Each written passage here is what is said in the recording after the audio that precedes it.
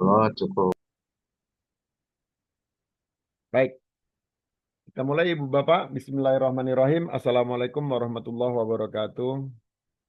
Waalaikumsalam warahmatullahi wabarakatuh. Jadi substansinya dari Alhamdulillahirabbil alamin. Asyhadu an la ilaha illallah, asyhadu anna Muhammad Rasulullah. Allahumma shalli ala sayyidina Muhammad wa ala ali sayyidina Muhammad. Amma ba'du. Ibu Bapak, teman-teman mahasiswa S2 yang berbahagia, yang penuh semangat, meskipun untuk pekan ini kayaknya berkurang nih peserta ininya ya. Saya lihat 23. Ada kegiatan yang lain atau seperti apa, Pak Ketua? Sebagian ada beberapa yang memang ada kegiatan yang lain, Pak, seperti peringatan di sekolahnya ada peringatan Maulid, kemudian juga Ya, ada yang pramuka, kemah dan sebagainya. ya, baik. Eh, dan insya Allah perkuliahan kita sengaja kita record untuk teman-teman yang barangkali sangat apa ya sangat urgen sehingga tidak bisa mengikuti secara live, nanti bisa disimak secara tunda seperti itu. Kita tetap memberikan ruang fleksibilitas seperti itu. Sebelum kita mulai perkuliahan, Ibu Bapak, sudah terkonfirmasi dengan tuntas ya bahwa kita ada penyesuaian ini ya. Jadi eh, pekan lalu sebelum apa ini ya, tentu Prof. Fauzi sudah menyampaikan ke Ibu Bapak semua ya. Ya, jadi Ya, Alhamdulillah, Pak. Pak. ya poinnya begini, apa eh, pimpinan itu pandangannya sangat tajam ya. Apalagi beliau itu adalah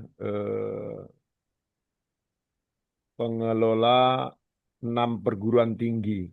Ya, Prof. Fauzi itu kapasitas beliau sebagai owner dari 6 perguruan tinggi, 5 perguruan di PTKI, satu di perguruan di bawah Kemendikti seperti itu. Artinya apa pembacaan beliau sangat tajam melihat dinamika, perkembangan dan lain sebagainya, maka eh, memutuskan apa untuk segera mengadaptasi regulasi terbaru ialah permen apa yang sudah kita bagikan kepada ibu bapak sekalian seperti itu sebagai menurut saya ya menurut kami itu adalah kabar baik untuk ibu bapak. Wallahu alam kalau dibagi ibu bapak apakah waduh hilang mata kuliah ini juga kan kira-kira seperti itu. Mudah-mudahan tidak seperti itu. Jadi dengan adanya Permen 39 2025 itu wabil khusus di apa pasal 19 yang semula SKS untuk apa katakanlah S2 itu apa lebih daripada 55 dan kita sudah adaptasi itu, maka kita sesuaikan minimal 36 kita jadikan menjadi 40. Jadi ada penyesuaian mata kuliah sehingga ada yang sebenarnya semua mata kuliah tentu penting. Apa yang sudah kami rancang itu penting, tapi kemudian kita harus berkesimpulan, harus memutuskan setiap segala sesuatu yang baru itu tentu ada sesuatu yang katakanlah menjadi ganjalan kan kira-kira seperti itu. Nah, adaptasi terhadap perubahan itu penting Ibu Bapak ya. Jadi kalau saya lihat kalau wajah-wajah ini, wajah itu wajah ini kan wajah-wajah yang masih kenal kenal HP Nokia ya Ibu Bapak ya. Saya lihat mengikuti cerita Nokia itu masih mengalami menggunakan kan kira-kira seperti itu. Bukan hanya kalau Pertama gen keluar. Iya Pak Benur? Iya, Pak, pertama keluar, Pak, dulu make, Pak. Ya, Nokia iya. 15 itu. Siapa yang berpikir kemudian Nokia menjadi agak tertinggal saat ini gitu ya, karena telat mengadaptasi perkembangan Android. Tidak seini ya. Apple saja sudah berusaha untuk menggait dari pihak luar dan lain sebagainya seperti itu ya. Artinya mengadaptasi perubahan itu perlu cepat, perlu tepat kan kira-kira seperti itu. Poinnya di situ. Itulah mengapa kemudian beliau eh, memutuskan atau katakanlah bermusyawarah dengan kami, para pimpinan dan dosen, kemudian berkesimpulan untuk dilakukan penyesuaian apa yang kemudian tersampaikan ke ibu bapak sekalian seperti itu. Seyogyanya saya juga mendampingi beliau mensosialisasikan pekan kemarin, cuman karena di hari Sabtu ini saya juga ada jam di ini IBN salah satu kampus beliau seperti itu ya. Mudah-mudahan ini hanya sebagai menambahkan saja apa yang sudah diputuskan. Tentu mudah-mudahan kabar baik ini menjadi kabar baik bagi ibu bapak sekalian ya. Mudah-mudahan seperti itu. Artinya lebih cepat selesainya kan kira-kira seperti itu. Tapi tentu tergantung ya. Kampus memberikan kesempatan 3 semester. Kalau ibu bapak ya manajemen waktunya tidak disiplin atau dan lain sebagainya, kita sudah kasih waktu seperti itu, kemudian tidak dimanfaatkan ya ini. Harapan saya, doa kami semua, ibu bapak masuk di angkatan 2025 ini, masuk bareng-bareng, insya Allah keluar Amin. bareng-bareng. Ya. Hanya saja barangkali karena periodisasi untuk wisudanya itu kami masih 1 tahun sekali, barangkali ya nanti ada inilah bukan bukan delay ya atau seperti apa ya. Tapi poinnya ibu bapak dari 4 semester jadi 3 semester, insya Allah seperti itu. Regulasi Alhamdulillah. terbaru dan kenapa itu terjadi kok kayak ini sih Pak? Bagaimana? Ya, kita mulai itu kan 30 Agustus ya Ibu Bapak. Kita mulai perkuliahan itu 30 Agustus. Regulasinya itu permen itu masih masih hangat Ibu Bapak. Terbitnya tertanggal 2 September. Jadi kita sudah mulai kemudian ini ya. Termasuk eh, kami juga berkabar dengan Ibu Bapak.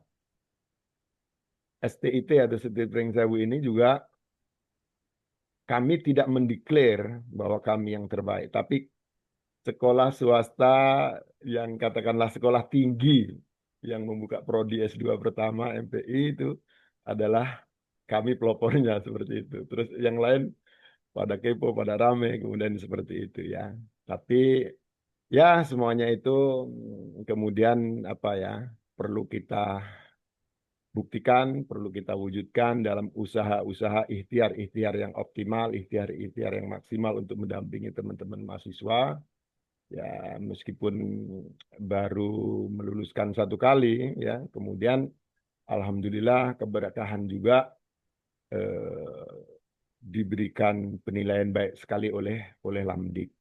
Itulah menurut saya yang barangkali juga hal-hal yang perlu kami sampaikan kepada Ibu Bapak. Ya, bukan berarti mengulang-ulang ya, tapi maksudnya ingin menegaskan, insya Allah ikhtiar-ikhtiar yang kita lakukan itu dalam rangka menambal kekurangan-kekurangan untuk menyempurnakan ikhtiar-ikhtiar. Syukur alhamdulillah ya kalau target institusi itu tentu kemudian sampai kepada unggul ya pencapaian formalnya seperti itu. Amin. Amin. Ya, kita jalani, kita nikmatin proses ini ya. Mudah-mudahan apa ya saya juga tentu menyampaikan kepada teman-teman dosen, mohon maaf misalnya ada yang tidak lanjut dan lain sebagainya. Ya, tapi itulah setiap kebijakan pasti ada katakanlah eh, konsekuensi dan implikasi. Sesuatu yang sulit untuk apa misalnya kalau kita mengikuti perasaan Pak nanti organisasi tidak sepenuhnya jalan seperti itu ya. Semuanya penting, Pak. Tapi dari yang penting-penting itu kemudian kita petani, kita buat skala prioritas ya. Bukan berarti yang tidak lanjut mata kuliahnya itu menjadi sesuatu yang tidak penting. Kami berkomitmen, insya Allah kami akan usahakan juga, meskipun dosen-dosen kami juga merupakan praktisi kayak Pak Prof. Fauzi, Dr. Masrur, itu selain di STIT juga beliau direktur di Inbos, ya, yang barusan menyampaikan Dr. Kiai Haji Abdul Hamid Al-Hafiz itu juga memiliki katakanlah pesantren di Bukit Raja Wali dan lain sebagainya. Tentu eh, kami juga akan menghadirkan mengundang para guru besar baik dalam skala nasional maupun internasional akan kita berikan, kita pertemukan, kita hadirkan di hadapan ibu bapak sekalian. Jadi kalaupun ada mata kuliah yang berkurang, ada mungkin wah kok ada yang hilang, bagaimana ini? Insya Allah nanti secara kondisional kami juga akan mengundang para pakar untuk kita hadirkan di kampus kita, baik secara offline maupun online. Itu barangkali yang menjadi poin penting yang perlu kami sampaikan kepada Ibu Bapak. Selanjutnya, Ibu Bapak tentu sudah membuka ini ya, di Izin Google bertanya, Pak. Classroom. Ya, Pak Izin Andri bertanya. Meriki, silakan. Eh, izin Bapak terkait penjelasan Bapak karena adanya perubahan kurikulum kita tadi Ya, terkait dengan program pendidikan S2 seiring dengan adanya PP terbaru ya Pak ya, ya. Permendikti terbaru. Artinya mekanisme perkuliahan itu dari 4 semester menjadi 3 semester ya Bapak ya. Ya, insya Allah Dan begitu. kita melaksanakan perkuliahan tatap maya ini tetap 2 semester, namun jumlah mata kuliahnya yang berkurang ya Pak ya. Artinya Ya, contoh di semester pertama ini dari tinggal 4 mata kuliah, kemudian berarti di semester kedua itu juga lebih kurang sama 4 mata kuliah lagi, dan di semester 3 sudah penyusunan tesis begitu Pak ya. Mohon informasi lebih konkret Pak. ya, demikian Pak Andri Meriki ya. Apa yang disampaikan Pak Andri persis seperti itu, dan biasanya kami melaksanakan di semester 3 itu pembimbingan tesis ya, luaran daripada MK Metopen itu sudah menyusun proposalnya di semester 2 seperti itu. Kemudian ujian di semester 4 insya Allah mulai tahun ini ya, di semester 3 kita sudah ujian tesis atau tugas akhir seperti itu ya. Begitu Pak Andri ya. Artinya kalaupun misalnya kita sampaikan keluar ya, saya pikir ini adalah saya berpikir ibu bapak sekalian adalah sudah menjadi keluarga atau bagian daripada Sepit Pring Sewu. Sesungguhnya perkuliahan kita ini adalah dilaksanakan secara hybrid, ada offline-nya, ada online-nya. Yang teman-teman dekat di Lampung itu sesungguhnya mengikuti secara offline, kemudian teman-teman dari luar Lampung secara online, kira-kira seperti itu. Jika ada yang bertanya apa full online atau dan lain sebagainya, ya perlu ada penjelasan-penjelasan seperti itu. Nah, kemudian kalaupun misalnya apa yang saya sampaikan bagian terakhir ini akan kapan mau ada kuliah tatap mukanya yang bagi teman-teman yang dekat, jika itu dipandang perlu, karena sesungguhnya kami memberikan keleluasaan secara penuh kepada teman-teman sekalian, kepada para mahasiswa ini untuk memilih itu ya. Di angkatan sebelum kalian, angkatan 2024 memutuskan sudah Pak untuk full online aja, nanti kalau ada pelatihan-pelatihan itu hadir secara offline seperti itu. Monggo ya, nanti kalian bermusyawarah kalau ada yang mau kelas ini, karena barangkali ada ini orang kan juga beda-beda Ibu Bapak. Ada yang lebih suka secara online, ada kalau belajar itu harus hadap-hadapan dengan guru dan lain sebagainya. Ya, hanya saja dalam konteks hari ini, apakah tatap muka atau tatap maya tidak terlalu relevan untuk kita perhadap-hadapkan. Ya, jadi tentu semuanya itu memiliki keunggulan masing-masing. Ya tentu di antara keunggulan-keunggulan ya ada sisi kelemahannya dan lain sebagainya. Seperti itu. Begitu Pak Andria, semoga menjawab. Siap Bapak, terima kasih banyak. Ya. Baik, kita lanjut Ibu Bapak, di Google Classroom ada 29 siswa. Berarti masih ada beberapa yang ini sengaja itu di WAG. Pak Ben-Hur, nanti diverifikasi, mudah-mudahan WAG yang dibuat itu juga masih valid. Saya bagikan ke teman-teman apa yang Pak Ketua upayakan. Terima kasih sudah mengambil inisiatif untuk ini. Hanya saja bil khusus kalau untuk MKN SDM barangkali kalau konten materi dan lain sebagainya itu akan kita kelola di Google Classroom. Nanti kontak-kontak tertentu untuk informasi atau apa juga barangkali ada yang nyaman komunikasinya dengan WhatsApp. Nanti kita diskusikan bagian daripada akhir sesi kuliah kita hari ini. Nanti kita follow up di WAG misalnya seperti itu. Terima kasih Pak Ben-Hur sudah mengambil inisiatif buat WAG itu. Dan sengaja Ibu Bapak yang misalnya ada keterlambatan bergabung karena sesuatu dan lain hal, silakan disimak di deskripsi WAG Induk, gitu ya. Silakan disimak di situ perkembangan-perkembangan informasi, apa yang perlu dilakukan. Tentu karena kemandirian dosen itu adalah sangat kami hargai, silakan Ibu Bapak kemudian berkomunikasi dengan masing-masing dosen yang bersangkutan. Baik, kita lanjut Ibu Bapak. Siap, Pak. Ya, saya izin share Siap, siap. screen.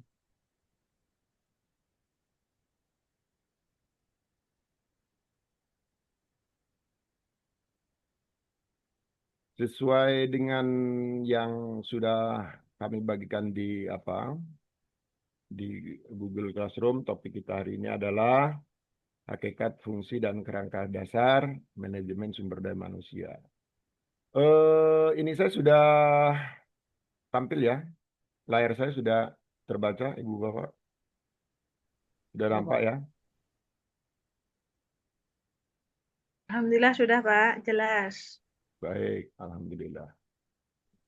Baik, kita akan memulai katakanlah topik diskusi kita hari ini tentang yang pertama hakikat. Ya, kita berbicara hakikat, maksudnya banyak peristilahan atau katakanlah yang terkait dengan sumber daya manusia ini. Ada yang katakanlah menyebut human resource, ada juga yang menyebut sebagai human capital. Ya. Human resource itu sebenarnya kalau kita berbicara konteks SDM di bidang pendidikan lebih tepat kalau misalnya kita istilahkan dengan human capital. Human resource itu seolah-olah menjadi sesuatu yang katakanlah menjadi beban, menjadi urusan yang harus dikelola, bahwa ya tentu meskipun manusia juga tetap perlu ada pengelolaan, perlu manajemen dan lain sebagainya gitu. Sementara kalau human capital itu lebih dilihat manusia itu sebagai sesuatu yang terus tumbuh berkembang, bukan semata-mata menjadi beban dalam tanda kutip, kira-kira seperti itu ya. Kalau resource itu umumnya butuh maintenance, butuh ini, ada penyusutan dan lain sebagainya. Ya. Pun istilah-istilah itu juga perlu kita kenal. Jadi kalau berbicara sumber daya manusia itu sendiri identik dengan pekerja. Ada yang menyebut pekerja, ya, worker atau labor seperti itu ya. Ada pegawai, kemudian juga karyawan. Ini beberapa istilah yang terkait dengan sumber daya manusia. Nah, kemudian berkenaan dengan manajemen sumber daya manusia itu sendiri ialah terkait dengan aktivitas untuk mencapai keberhasilan, tujuan dan sasaran seperti itu. Jadi hakikatnya mengapa kita kelola SDM ini adalah untuk mencapai tujuan, mencapai keberhasilan. Tujuan ini menjadi sesuatu yang penting Ibu Bapak sekalian. Ya. Kalau bisa dibayangkan, kalau sebuah aktivitas tidak punya tujuan, ya, itu akan disorientasi, terdistraksi dan lain sebagainya. Kemudian aktivitasnya adalah menghadapi tantangan, diantaranya seperti itu. Ya. Melalui apa? Melalui sebuah kebijakan, melalui sebuah praktik, melalui sebuah sistem. Ya. Seperti itu. Ya. Jalannya adalah dengan kebijakan, membuat peraturan, membuat katakanlah program, ya. Kemudian dengan praktik tentu nonsen sudah dilakukan aturan tapi tidak ada praktik, ya tidak jalan, ya. Dengan sistem. Bagaimana jalannya adalah diantaranya adalah dengan mempengaruhi perilaku, sikap, dan kinerja. Memengaruhi perilaku, sikap, dan kinerja. Perilaku, sikap, dan kinerjanya siapa? Ya tentu sumber daya manusia itu sendiri. Pegawai, karyawan, ya. Nanti kalau di dalam pendidikan itu sendiri adalah ada pendidik dan tenaga pendidikan serta peserta didik, seperti itu. Perilaku-perilaku inilah yang akan dipengaruhi dalam artian dibentuk, ya, dibentuk seperti itu, termasuk sikap dan kinerja. Ini kelompok pendidikan dalam SDM perspektif pendidikan, ada peserta didik dan pendidik dan tenaga kependidikan. Siapa kemudian SDM bidang pendidikan ini? Ada dikategorikan pendidik dan tenaga kependidikan. Pendidik sering disebut, ya, banyak istilahnya. Guru ini kalau di sekolah madrasah seperti itu. Ada sebutannya dosen kalau misalnya itu adalah di perguruan tinggi. Ya. Konselor itu adalah orang yang membantu dalam misalnya konsultasi-konsultasi seperti itu. Ada pamong belajar, ada widya iswara kalau di misalnya mungkin di LPMP dan lain sebagainya, ada tutor, ada instruktur, ada fasilitator. Ini semuanya masuk kategori daripada pendidik itu sendiri, ya. Sebutannya macam-macam, ya, tergantung daripada misalnya di mana yang bersangkutan ini berperan sebagai pendidik atau dalam kapasitas apa, dalam konteks apa, seperti itu. Meskipun juga misalnya seorang guru juga bisa melakukan aktivitas sebagai fasilitator sesungguhnya, ya. Dan kadangkala juga dalam konteks tertentu juga barangkali memerankan diri sebagai konselor. Ini jadi istilah-istilah yang perlu kita ketahui bersama. Untuk tenaga kependidikannya ini sesuai dengan PP 32 2013, Standar Nasional Pendidikan, yang kemudian diperbaiki dengan PP nomor 4 tahun 2022. Ini yang masuk dari kategori tenaga kependidikan adalah diantaranya pustakawan, kemudian ada teknisi sumber belajar, misalnya ada katakanlah misalnya termasuk yang bertanggung jawab di bidang sarana dan prasarana di sekolah, madrasah, pondok pesantren, atau barangkali perguruan tinggi dan lain sebagainya. Ada staf tata usaha atau staf lainnya yang dipandang perlu.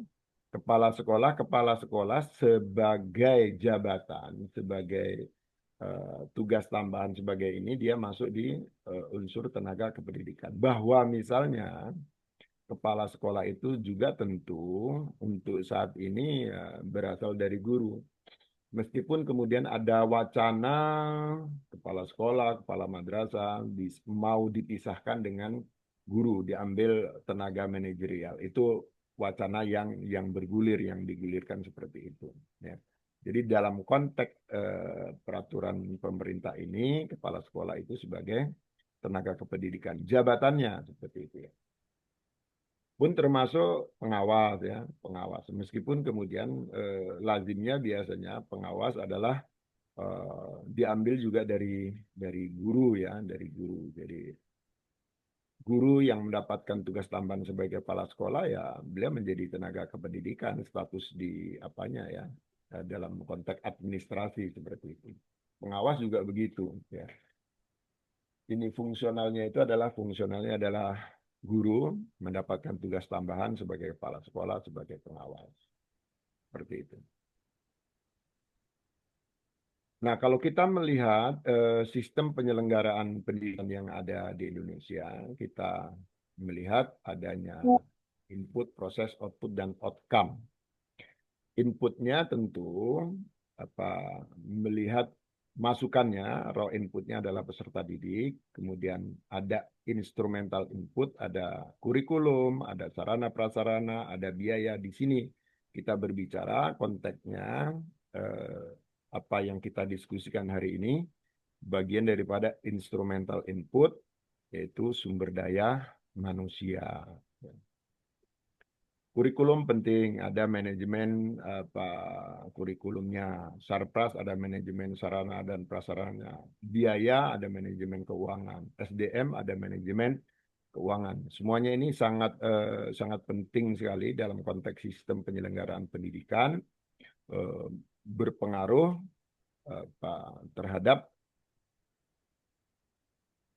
pencapaian daripada tujuan pendidikan baik secara nasional maupun secara lokal. Tentu ada proses, ialah prosesnya berupa pembelajaran, outputnya tingkat pencapaian, hasil belajar, sikap, tingkah laku, seperti itu. Jadi output ini adalah luaran, kalau outcome ini dampak. Ya, dampak daripada katakanlah penyelenggaraan pendidikan itu, tentu harapannya adalah berupa keberhasilan, penghasilan, dan lainnya. Jadi keberhasilan daripada sebuah proses pendidikan itu dilihat daripada apakah misalnya kemudian bisa studi lanjut, ya, siswa yang kita didik kemudian melakukan studi lanjut, atau katakanlah bisa bekerja memenuhi ini ya, meskipun kemudian kalau kita melihat dalam konteks pendidikan nasional kita ya, orientasi sesungguhnya sangat difokuskan kepada bekerja. Ya tentu katakanlah bekerja itu bukan merupakan satu-satunya katakanlah ini ya. Jangan sampai bagian daripada outcome kita melakukan proses pendidikan itu kan perubahan sikap, tingkah laku, mindset kita ya kan, seperti itu ya. Jangan sampai misalnya nggak ada guna sampai S2 S3 misalnya nggak bekerja ya. Bekerja itu kan kalau di kita ya, masyarakat awam itu mengidentikan bekerja itu identik dengan ASN seperti itu ya, ASN. Padahal kalaupun misalnya Jepang itu menjadi negara maju itu dari sektor pertanian diantaranya seperti itu ya.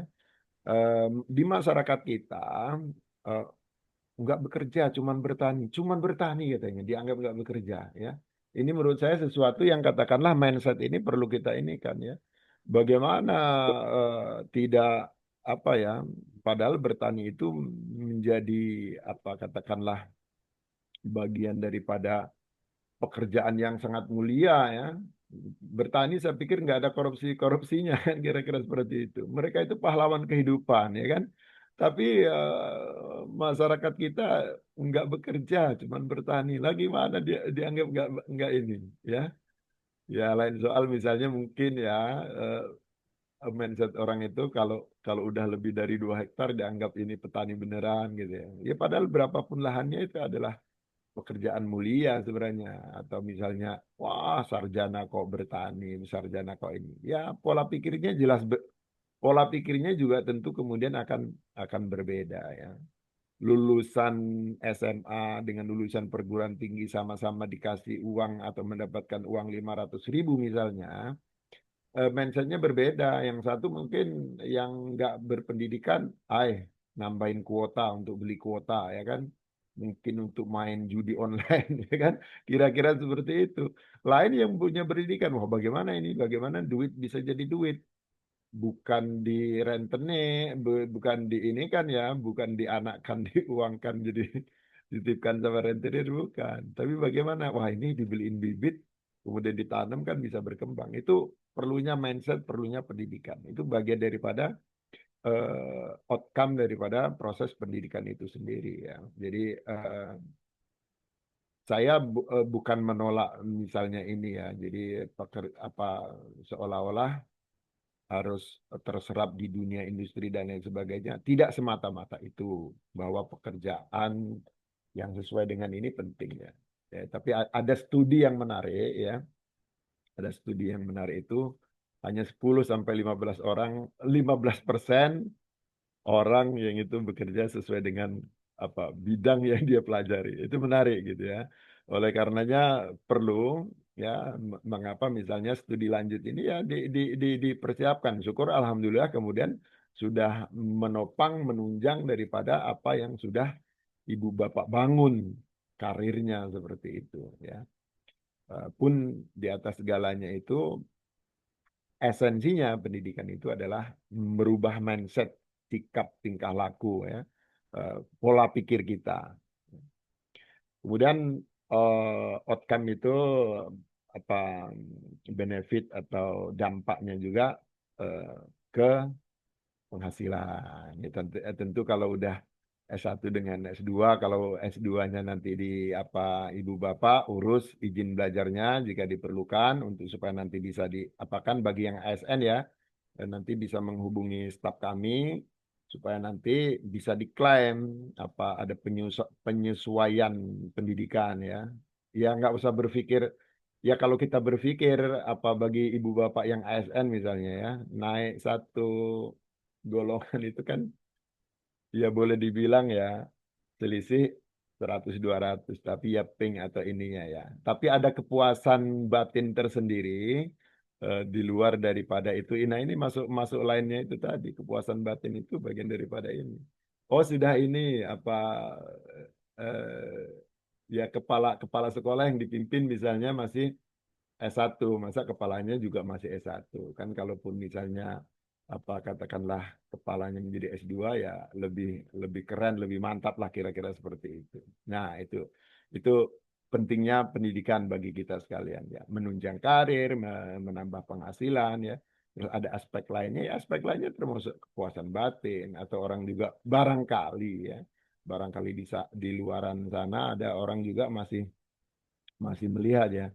Tentu kalau dilihatnya baru SPD aja kan kurang mantap kalau udah ada MPD misalnya kan tambah orang itu tambah tambah berpikir ya. Bukan berarti kita nakut-nakutin orang dengan gelar kita tidak ya. Kemudian yang lebih penting juga dari proses pendidikan itu adalah kemudian ya kita memantaskan diri sudah master kok gimana ya kan seperti itu. Next, jadi kalau berbicara tujuan manajemen sumber daya manusia bidang pendidikan ini, ada tingkat personal, fungsional, organisasional, dan layan masyarakat. Pada tingkat personal tentu, atau sebutannya adalah personal objektif, secara teknis ini merupakan kegiatan real. Apa maksudnya? Supaya kita juga secara teknis menguasai apa yang menjadi tugas kita. Kegiatan real kita apa? Kegiatan real kita adalah misalnya sebagai guru-guru yang profesional seperti itu. Ya, artinya kemudian kita bisa melaksanakan seperti itu. Kemudian tingkat secara personal juga apa tujuan aspiratif, motivasi, memberikan semangat supaya kita lebih apa lebih bisa bersemangat ya. Ada motivasi yang lebih penting dari jangan berpikir ini ya, motivasi itu apa? Wah, kalau kita habis ketemu motivator ikut pelatihan kayaknya udah meledak-ledak gitu ya. Pulang udah lupa kan. Tapi kalau motivasi ini dari dalam diri sendiri, maka itu akan lebih keren. Cara fungsional atau fungsional objektif itu adalah memelihara. Apa? Memelihara tentu memelihara apa yang sudah dikuasai, ya gitu. Ada katakanlah kalau apa Alvin Toffler itu bilang orang yang buta huruf di abad 21 ini bukan yang tidak bisa baca tulis, tapi orang yang tidak bisa belajar. Ada orang yang tidak mau relearn, belajar ulang, ya. Atau katakanlah unlearn. Ya kalau misalnya sesuatu yang kita pelajari itu kemudian ada keterbatasannya, kekurangannya, maka ya tentu kita ganti dengan sesuatu yang lebih update, lebih terkini, lebih baru, lebih baik ya. Jadi poinnya eh, memelihara sesuatu yang baik tentu kemudian terus dikembangkan dan termasuk untuk memfasilitasi tugas pokok dan fungsi. Ya, tugas pokok dan fungsi sebagai guru misalnya sebagai pendidik yaitu kita fasilitasi dengan katakanlah pelatihan-pelatihan ya nanti kita ada topiknya adalah manajemen apa katakanlah topiknya pengembangan sumber daya manusia bisa melalui diklat, bisa melalui pelatihan-pelatihan dan lain sebagainya dalam rangka untuk memfasilitasi daripada baik pendidik maupun tenaga kependidikan. Kemudian tujuan secara organisasional atau organisasional objektif itu adalah memastikan lulusan ya, memastikan lulusan dari lembaga pendidikan kita itu memiliki kemampuan yang terstandar seperti itu. Termasuk adalah untuk meningkatkan kinerja pendidik. Ya, kinerja pendidik supaya lebih ini ya. Kalau standarnya itu adalah melaksanakan misalnya skornya sampai katakanlah 5 ya bagaimana bisa sampai 6 atau 7 seperti itu. Nah, kemudian tujuan berikutnya adalah merupakan layanan masyarakat atau society objektif. Ya. Itu adalah untuk menjawab kebutuhan daripada masyarakat yang terdidik, ya. Karena ini adalah merupakan bagian daripada lembaga pendidikan, ya. Tentu ini adalah kita memastikan bagaimana supaya apa katakanlah organisasi yang dikelola itu adalah memiliki masyarakat atau siswanya terdidik seperti itu. Kemudian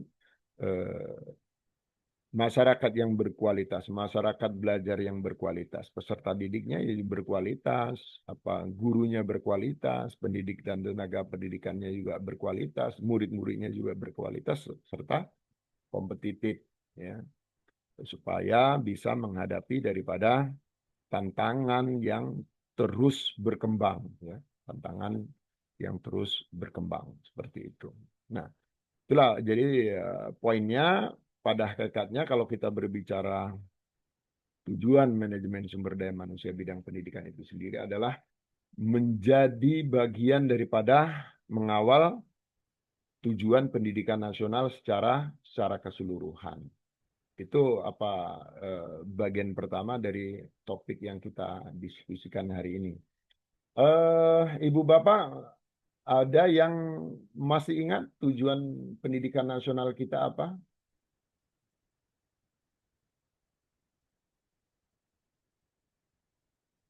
Boleh dicat satu kata tujuan pendidikan nasional kita. Silakan dicat. Boleh nulis berulang tapi satu kata. Silakan dicat. Tujuan pendidikan nasional kita apa? Di kolom chat. Mencerdaskan. Oke, mencerdaskan. Apalagi Pak Andri, Meriki, Pak Dafrizal, mencerdaskan kehidupan bangsa. Oke. Yang lainnya silakan chat. Mengembangkan potensi, Pak Ben-Hur. Satu kata boleh, satu kata atau frasa. Silakan, Bu Istiana, Pesawaran Kreatif. Ya, Pak Muhammad Toha Mandiri. Ayo yang lain, silakan.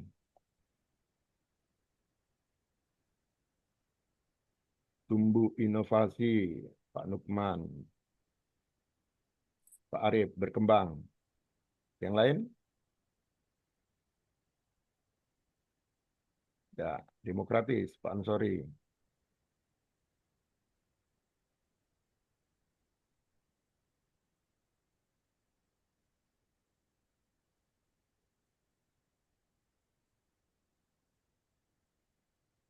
Bu Desi, Pak Iman, Pak Iman, dewasa, oke, good. Pak Teguh, Pak Dani, Bu Evi, berakhlak mulia, Bu Susi, oke. Membentuk manusia beriman bertakwa, Pratama, Afriansah. Wah, lebih lengkap. Oke, berkarakter,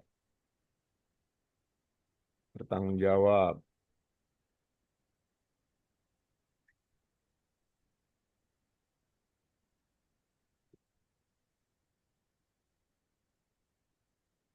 Pak Apripil, Bahrul Ulum. Wah, ini semua ya. Tapi ya nggak apa-apa. Saya minta satu-satu sebenarnya. Oke, yang lain silakan.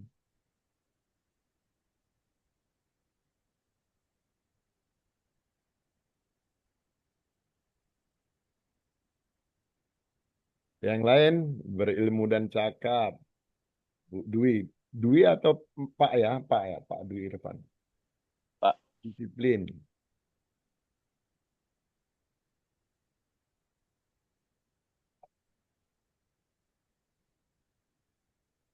Oke. Manusia yang berpendidikan dan berkarakter, pengelolaan dan istilahnya. Spiritual dan moral, Pak Ansori. Masih yang lain? Ibu Bapak, tujuan pendidikan nasional kita itu ada di mana sih? Pembukaan Undang-Undang Dasar 1945, Pak. Oke, Pak Andri. Jadi ada yang di keempat. Pak Ya, Andri. pembukaan Undang-Undang Dasar 45 alinea keempat. Bukan undang-undang. Yang lain?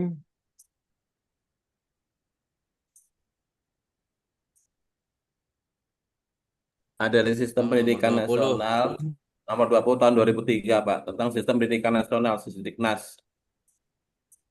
Ya, Pak Ben-Hur. Pak Ben-Hur ya barusan ya? Sisdiknas. Ya, Pak. Oke. Oke. Yang lain?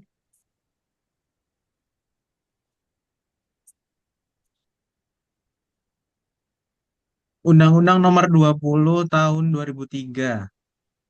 Oke, Pak Apri. Sama ya. Udah 45. Ya. Pak Indra Hari. Lengkap sekali.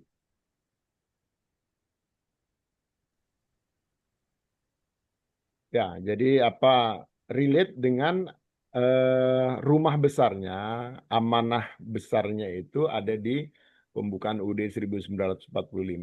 Breakdown lebih rincinya ialah apa yang dituangkan di pasal 3 Undang-Undang Sisdiknas. Ya, tentu Ibu Bapak silakan apa katakanlah untuk mengingatnya ya kalau untuk apa atau tidak harus dihafal ya, tidak harus dihafal. Tapi kalaupun misalnya katakanlah ibu bapak akan apa namanya orang yang berada di dunia pendidikan, kalau saya biasa dengan apa?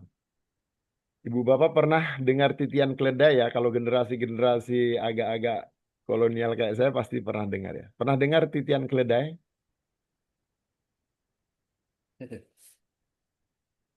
Ada yang pernah dengar titian keledai? Enggak, Pak. Hah? Belum, Pak. Ya, Masa? Pak. Belum, Pak. Pak, belum. belum tahu. Masa? Udah Iya, Pak. Titian keledai? Titian keledai? Ini ada yang lahir di atas 80-70 kan? Ada ya pasti ya? Ada, Pak. Saya 72, Pak. Oh ya, lebih senior dari saya. Saya 73, Pak. Oke. Pernah dengar waktu apa simulasi P4 Oh gitu ya. ya lama banget. Lama banget. Baik, jadi gini, apa namanya? Kalau saya biasa apa? Biasa ini ya. em, saya biasa menyingkatnya itu. Belum belum belum saya share, belum saya share. Saya biasa menyingkatnya begini. Ita si Cakramdeta gitu ya. Ini merujuk ke apa itu? Beriman ya. Iman. Tanya, T-nya takwa. Tanya, berakhlak mulia ya. Tadi ada yang menyebut ya. akhlak mulia. S-nya sehat. I-nya berilmu. Iya. Tanya, cakap. Keranya ini kreatif. Kreatif. Ya. M-nya mandiri ya. Tadi ya, Pak ini ya, lengkap sekali sih dari Pak April ya. D-nya ini untuk apa memudahkan ya, demokratis. Kemudian tanya ini tanggung jawab ya maksudnya seperti itu. Saya lebih suka begitu menyingkat. Ibu Bapak silakan mau nyingkat dengan apa kalau ada sebutan lain silakan. Kalau saya lebih suka dengan ini. Ita si Cakramdeta ya. Beriman, bertakwa, berakhlak mulia, sehat ilmu, cakap kreatif, mandiri, demokratis, dan bertanggung jawab. Ya, ini adalah rumusan ini. Nah, tentu dalam konteks ini, apa yang kita lakukan untuk pengelolaan daripada manajemen sumber daya manusia itu ya sebagai bagian daripada pencapaian tujuan pendidikan nasional ya diharapkan mengarah ke sana seperti itu untuk mengawal tercapainya tujuan. Kan tujuan pendidikan ada tujuan pendidikan nasional, ada tujuan pendidikan institusional ya, sekolah tertentu atau madrasah tertentu ada capaian-capaian misalnya di luaran sini memastikan untuk lulus apa misalnya SD hafal juz 30 ya itu adalah tujuan institusional ya kira-kira seperti itu. Secara instruksional juga masing-masing mata pelajaran juga eh, diarahkan untuk mencapai daripada tujuan pendidikan nasional. Jadi muaranya satu. Jadi kalaupun misalnya kita nggak fokus ya seperti itu, oleh karenanya kalaupun misalnya tadi dikatakan ya orang orang habis studi dari Australia. Di Australia itu nggak ada pendidikan agama, orang baik-baik saja. Kira-kira seperti itu.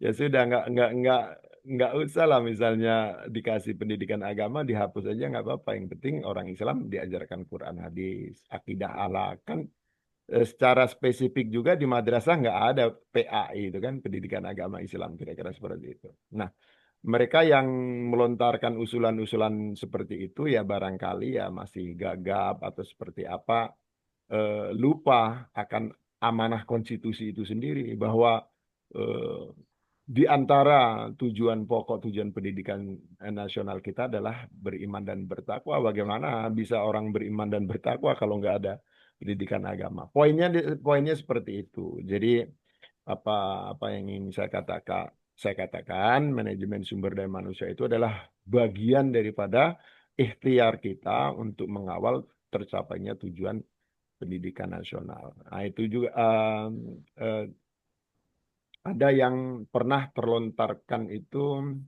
ada aspek tidak ada unsur tanggung jawab ya. Maka saya tulis di artikel media nasional Kompas itu, pendidikan nasional tanpa tanggung jawab. Ini juga sudah akan dilakukan revisi. Untuk yang terakhir saya belum terlalu mencermati, tapi untuk waktu zaman Pak Nadiem itu sempat akan dilakukan revisi dan itu tidak ada aspek tanggung jawabnya. Bahkan termasuk frasa agama juga hilang ya, tidak muncul, tidak ada ketika diprotes oleh NU, Muhammadiyah, oleh organisasi-organisasi Islam, ya. Oke, kalau agama penting masukkan saja, ya. Jadi itu adalah cara pandang ya, kita menghargai keragaman daripada pemikiran dan lain sebagainya. Akan tetapi ya, kita sebagai pelaksana daripada ini ya, yang katakanlah menjadi abdi negara, baik yang di negeri maupun swasta, ya kita kawal konstitusi kita. Seperti itu. Masih ada pertanyaan? Ada pertanyaan? Sebelum kita Izin, lanjut. Pak. Ya, Pak Dokter, Pak Ansori, Dato. Oke, silakan. terkait dengan pendidikan ini, Pak. Jadi saya guru itu kan sering disebut sebagai ujung tombak pendidikan, sekaligus aset utama dalam lembaga pendidikan. Mereka memegang peran penting dalam mencerdaskan kehidupan bangsa, membentuk karakter peserta didik dan mewujudkan tujuan pendidikan nasional seperti dalam yang kita terangkan tadi. Namun realitas di lapangan ini, Pak, menunjukkan adanya kesenjangan antara penghargaan secara konseptual terhadap guru sebagai pahlawan tanpa tanda jasa dengan perlakuan nyata yang mereka terima. Seperti yang ditekan di daerah-daerah terpencil ini, Pak, banyak guru, terutama di daerah terpencil, masih menghadapi keterbatasan dalam hal kesejahteraan. Kawan kita banyak honor, masih 250.000, 300.000 dalam kesejahteraan.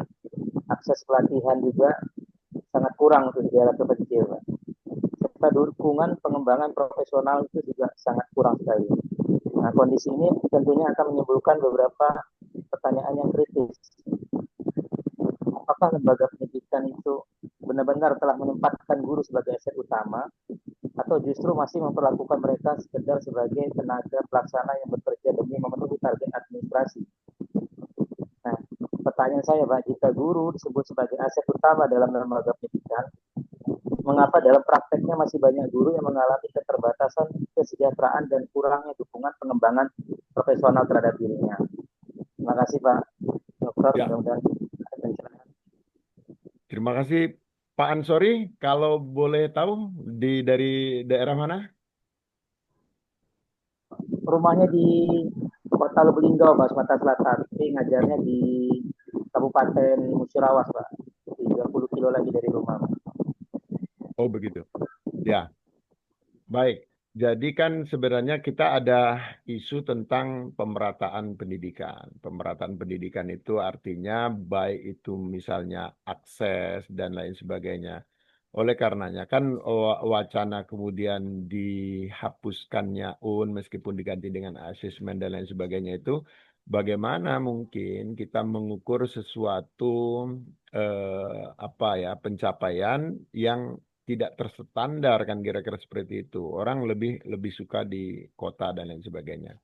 Nah, kalau konteksnya misalnya katakanlah penghargaan, ini hanya katakanlah berbagi daripada apa yang pernah kami lakukan dulu. Jadi kami minta kepada pemerintah daerah itu bagi teman-teman saudara-saudara kita tenaga pendidik dan kependidikan guru yang di daerah-daerah terpencil itu diberikan insentif lebih gitu ya. Bahwa misalnya apa yang disampaikan oleh Pak Ansori Dasaputra tadi itu katakanlah mewakili daripada kegelisahan ya, termasuk apa yang disampaikan oleh Pak Menteri Agama ya.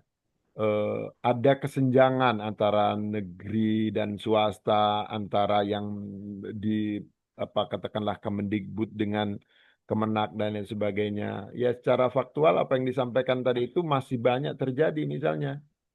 Ada yang guru dengan honor 200, 250, tapi dengan semangat ikhlas beramal barangkali masih tetap survive, tetap eksis dan lain sebagainya, melanjutkan perjuangan cita-cita mulia itu kan kira-kira seperti itu. Nah, oleh karenanya, kembali kepada apa yang tadi saya sampaikan itu, ialah memberikan insentif bagi daerah terpencil itu dan nampaknya juga sudah menjadi kebijakan nasional ya. Jadi kalaupun misalnya ada eh, daerah-daerah tertentu yang katakanlah ini melalui asosiasi Pak Ansori, barangkali keterlibatan kita ya, kita sebagai bagian daripada sumber daya manusia pendidikan ini melalui asosiasi apapun itu namanya ya, asosiasi yang Pak Ansori ikuti, sampaikan kegelisahan-kegelisahan itu kepada stakeholder, kepada pemerintah daerah, barangkali melalui parlemen dan lain sebagainya, untuk diberikan insentif tambahan. Kalau pengalaman praktik baik yang sudah kami lakukan, kasih apa dulu istilahnya itu tunjangan gurdacil, guru daerah terpencil seperti itu, yang aksesnya harus naik apa gitu ya. Barangkali harus naik perahu berjam-jam untuk mengakses satu daerah atau misalnya ini. Nah, kira-kira seperti itu. Nah, kemudian juga kalau konteksnya akses pelatihan, maka kalau ibu bapak yang ada di apa di Kemenak misalnya, itu ada fasilitas MOOC Pintar kan, bisa diakses oleh siapapun untuk pengembangan kompetensi dan lain sebagainya.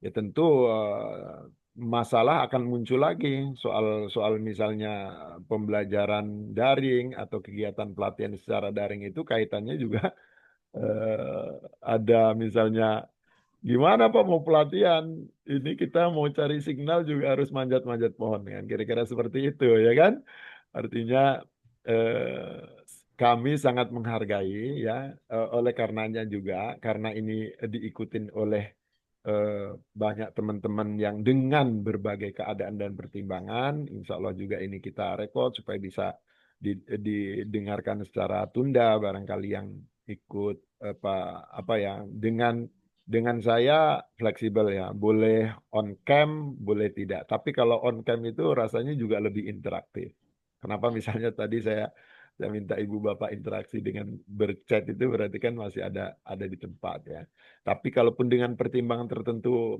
membuat koneksi terganggu ya silakan off cam nggak masalah ya makanya yang penting kalau diminta chat membalas chatnya kan kira-kira seperti itu kita lebih interaktif saya pikir juga lebih seru seperti itu Pak Ansori jadi sesungguhnya jika misalnya di daerah Pak Ansori ya ini berbagi praktik baik belum katakanlah menerapkan itu bisa diusulkan ya supaya teman-teman yang di daerah terpencil terluar atau apa istilahnya 3T itu ya itu bisa lebih ada penghiburan ya, lebih penghiburan. Meskipun bagi teman-teman yang terbiasa dengan tantangan itu lebih seru Pak. Biasanya di daerah 3T itu kalau di kota itu mau makan apa serba beli, kalau di kampung di daerah 3T itu asal kita baik-baik sama orang itu apa buah sayur apa segala macam datang dengan sendirinya. Itu di antara benefit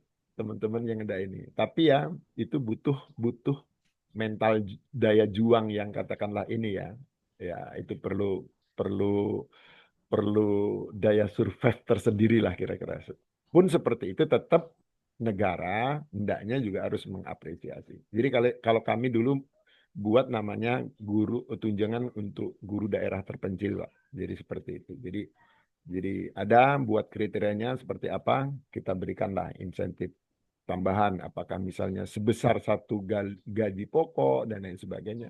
Ya monggo sesuai dengan kemampuan daerah masing-masing seperti itu. Begitu Pak Ansori, semoga menjawab ya. Jadi Terima kasih, kalaupun Pak. ya poinnya tetap SDM pendidikan tetap menjadi ujung tombak, ya hanya prakteknya ya tergantung daripada kondisi ini. Kalaupun belum pemerintah daerah belum memberikan perhatian yang cukup, tugas ibu bapak melalui asosiasi nggak tahu ya apa namanya organisasi yang harus sampai di sana apakah melalui PGRI melalui Pergunuka atau melalui apa asosiasi-asosiasi keguruan dan lain sebagainya diperjuangkan Pak. Jadi kebebasan dan kemerdekaan itu harus diperjuangkan. Termasuk kemakmuran juga harus ini ya. Tidak semata-mata given ya. Tidak semata-mata turun dari langit gitu aja. Dalam hal-hal tertentu perlu kita perjuangkan. Masih ada pertanyaan? Kalau tidak, kita lanjut dulu.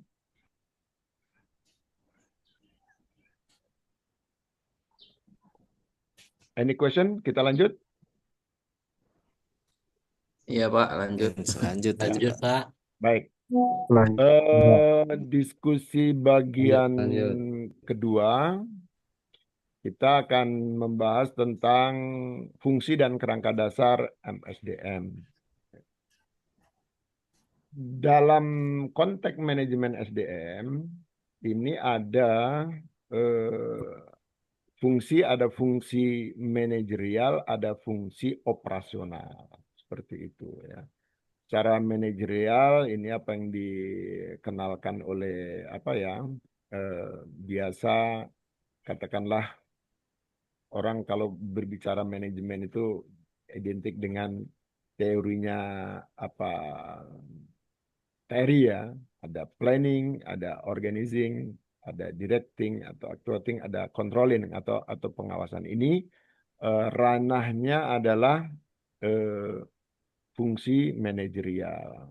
Fungsi operasionalnya tentu ada pengadaan atau rekrutmen, kemudian ada pengembangan atau development. Pengembangan itu termasuk di dalamnya adalah ada pelatihan-pelatihan seperti itu, ada kursus-kursus, termasuk tadi apa yang ditanyakan oleh Pak Ansori itu terkait dengan akses pelatihan dan lain sebagainya. Dia masuk wilayah manajemen atau pengembangan sumber daya manusia seperti itu. Ada pembayaran, ada compensation atau kemudian separation atau PHK. Tentu ini perlu diatur semuanya ini. Jangan orang nggak misalnya tahu-tahu katakanlah nggak salah, nggak tahu-tahu di PHK, tidak ada kejelasan. Maka biasanya di depan ada ini. Ya semuanya perlu diatur ya. Jadi kalau kita melihat ininya lebih ininya seperti ini dijelaskan secara ini ya dari ini aspek manajerialnya, ini aspek operasionalnya. Dalam konteks perekrutan tentu kemudian ini ada aspek perencanaan perekrutannya gitu ya. Ada aspek pengorganisasiannya, ada aspek pengarahan dalam konteks rekrutmen ini, tentu ada pengawasannya juga. Dalam kegiatan operasional pengembangan atau development, berbicara tentang pelatihan misalnya, apakah pelatihan apa yang ini kan direncanakan. Misalnya sekarang sedang katakanlah digalakkan tentang kalau di Kemenak misalnya kurikulum cinta ke apa dan lain sebagainya. Ya tentu perlu ada pelatihannya seperti itu, direncanakan ya. Direncanakan mungkin ada TOT-nya seperti itu. Kemudian katakanlah di panitianya dibentuk, diarahkan dan lain sebagainya seperti itu ya. Perlu ada upaya-upaya. Nah, kemudian dalam konteks pembayaran juga perlu direncanakan, ini semuanya seperti itu ya. Bahkan termasuk dalam PHK atau separation itu sendiri ya. Muaranya manajemen ini tentu diharapkan adalah meningkatnya kinerja daripada pendidikan itu sendiri seperti itu ya. Supaya tujuannya adalah untuk meningkatkan daripada kinerja dalam hal pendidikan. Kemudian yang menjadi kerangka dasar dalam manajemen sumber daya manusia itu sendiri adalah Manajemen sumber daya manusia, tadi sudah kita singgung di depan, segala usaha, tadi menyangkut kebijakan, kegiatan, pertimbangan, dan lain sebagainya. Supaya SDM ini siapa? Supaya SDM ada pendidik, tenaga kependidikan yang sudah kita bahas di depan itu, dapat mampu dan sejahtera untuk mencapai tujuan pendidikan. Tujuan pendidikan tadi sudah kita bahas, ya. Apapun ikhtiar yang dilakukan yang menjadi bagian pengelolaan dalam dunia pendidikan ini, hakikatnya pada intinya adalah untuk pencapaian daripada tujuan pendidikan nasional itu sendiri. Itasi Cakram Deta itu, ya, bagaimana dilakukan pengelolaan sumber daya manusia itu untuk memastikan baik pendidik maupun tenaga kependidikan itu juga memiliki kemampuan untuk sama-sama mewujudkan anak bangsa yang Itasi Cakram Deta yang sudah kita bahas di depan. Dasarnya ialah tadi undang-undang Sisdiknas, ya. Saya pikir kalau ibu bapak yang ada di prodi pendidikan, manajemen pendidikan misalnya, ya harus di luar kepala, ya, tentang hal-hal yang dipercakapkan, yang dibahas di Sisdiknas ini, ya. Ini sudah sekarang juga sedang dilakukan misalnya pembahasan. Kemudian dasar berikutnya adalah ada Undang-Undang 14 2005 guru dan dosen, ya. Jadi undang-undang kita ini sama Ibu Bapak. Jadi kalau ini, ya, dan dosen itu hanya beda sebutannya aja, Pak. Jadi kalau Pak Ansori tadi itu misalnya mengatakan ini guru dengan itu, ya sebenarnya beda-beda tipis aja. Jadi Ibu Bapak kalau misalnya ini, ya, menghadapi tantangannya macam-macam, ya. Rekan kerja saya itu bekerja di lembaga pendidikan yang bayarnya mahal, Pak Ansori. Itu ininya. Tiap hari ada yang berantem, ada yang kelahi dan lain sebagainya. Ya gitu, ya. Tapi ya tetap dinamikanya ada. Di sekolah-sekolah yang mungkin 3T atau segala macam, ada orang tuanya broken home, ya tantangannya juga berat kan, kira-kira seperti itu. Ya. Jadi ibu bapak, ya, kalau dulu ada dibedakan kami dengan NIDN dengan NUPTK, sekarang dosen itu juga punya NUPTK. Jadi saya guyon-guyon ini. Wah, sama kita ini, sama-sama, ya kan. Jadi kalau dosen itu seolah-olah misalnya di atas, ya sama Pak, sekarang sama-sama punya NUPTK. Kawan saya guyon, nggak apa-apa Pak, biar kayak NIP katanya, nomornya banyak. Jadi sama Pak, sekarang kita guru dan dosen ini sama-sama punya NUPTK. Ya ini IDN tetap ada Pak, tapi untuk mengantisipasi supaya jangan sampai ada yang nakal itu maksudnya udah ngambil sertifikasi guru, ngambil sertifikasi dosen gitu kan, supaya by system itu tidak dilakukan. Apa ada? Ya barangkali ada Pak. Ya dari cerita-cerita yang tidak ini, ya, tentu angka pastinya perlu riset dan lain sebagainya. Jadi sama-sama kita ini kan. Kemudian ada PP 32 2013, tadi sudah kita bahas berapa kali dirubah. Ini merupakan berubah PP induknya ini PP 19, kemudian yang terakhir adalah PP 4 2022 tentang Standar Nasional Pendidikan. Dan yang terakhir landasannya adalah Permen PAN 16 2009, ada jabatan fungsional guru dan angka kreditnya ini diatur seperti itu supaya katakanlah orang itu ada kejelasan, ya, ada kejelasan mengerjakan apa, kemudian ada penilaian dan lain sebagainya. Untuk memastikan adanya indikator profesional. Bagaimana indikator profesional itu terdidik secara baik atau well educated. Nah, maka ada lembaga pendidikan dan tenaga kependidikan, ada fakultas keguruan. Ya meskipun, ya, jadi ini soal cara pandang Pak. Jadi kalau mazhabnya UGM itu selain gelarnya itu gelar luar negeri, agak memandang fakultas pendidikan atau ini itu ya gimana kan gitu. Padahal kan sebenarnya kalau kita menghadapi manusia itu, kenapa kemudian universitas keguruan atau fakultas keguruan itu menjadi tetap relevan? Ya kita menghadapi manusia itu bukan menghadapi robot ya, ada persoalan emosi, ada persoalan kejiwaan dan lain sebagainya, maka ada ilmu jiwa pendidikan, psikologi pendidikan dan lain sebagainya. Itu yang membedakan ini ya. Eh, ada misalnya IPA murni, IPA pendidikan, kimia murni, kimia pendidikan. Tentu kalaupun dikasih lapangan suruh aja.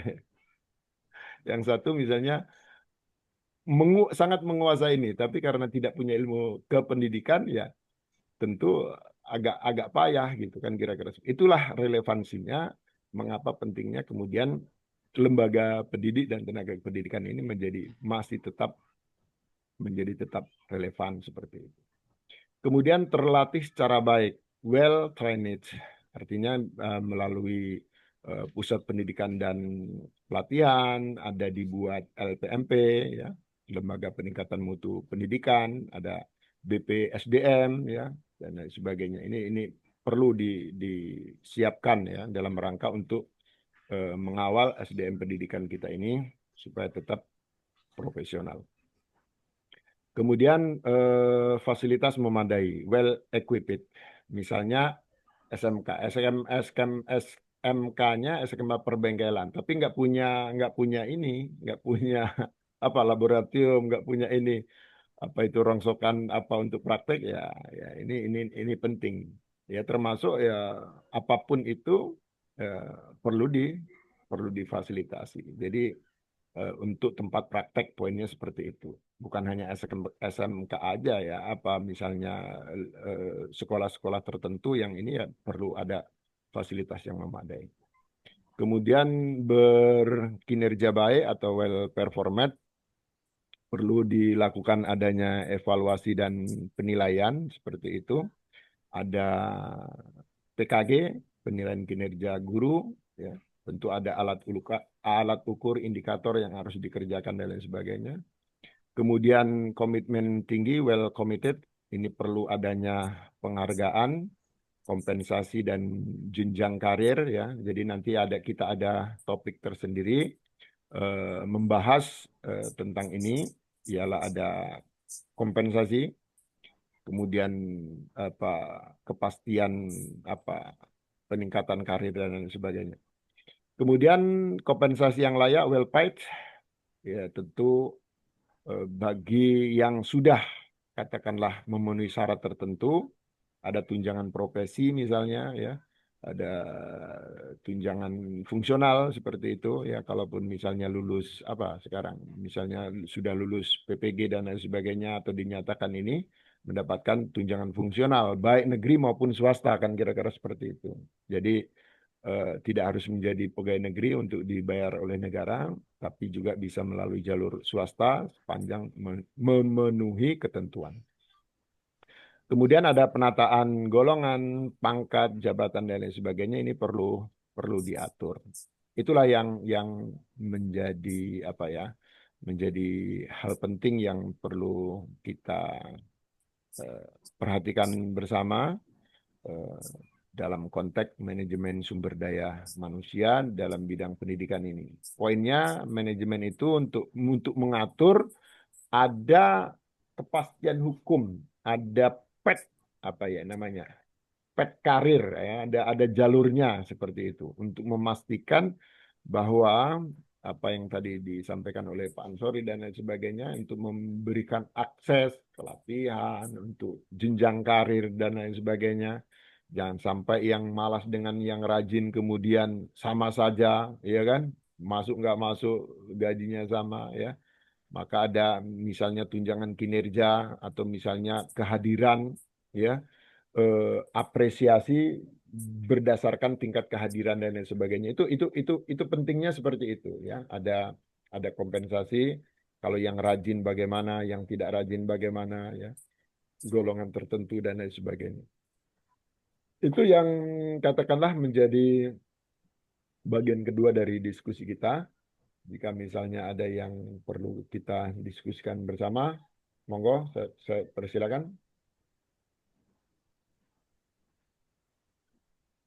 Pak Ketua kelas tanya apakah ada absen?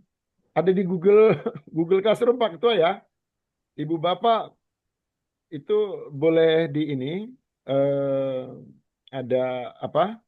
Di Google Classroom ada linknya, kemudian di WAG sudah saya inikan ya. Ibu Bapak, kenapa misalnya perlu mengisi daftar hadir terakhir itu? Dapat insight apa Ibu Bapak kuliah hari ini? Nggak usah screenshot ini ya, karena ini juga direkod dan lain sebagainya. Silakan. Ada pertanyaan?